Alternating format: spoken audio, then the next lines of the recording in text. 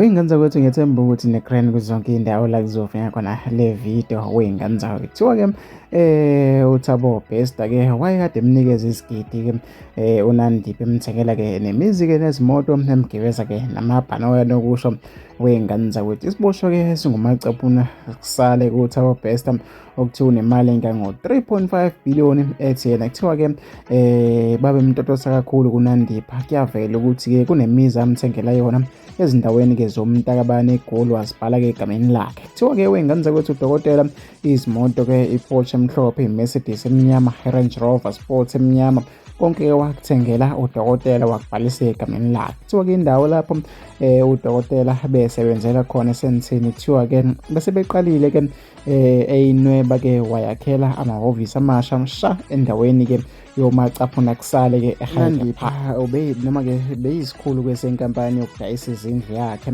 i-Bester-ke Ram Property. Iyo phela le nkampani kuthiwa-ke eyaqoqa kosaziwayo yababizela-ke Sunshine ukuba bayofisela uBester kusuku oluhle lokuzala ngesikhathi esaboshiwe.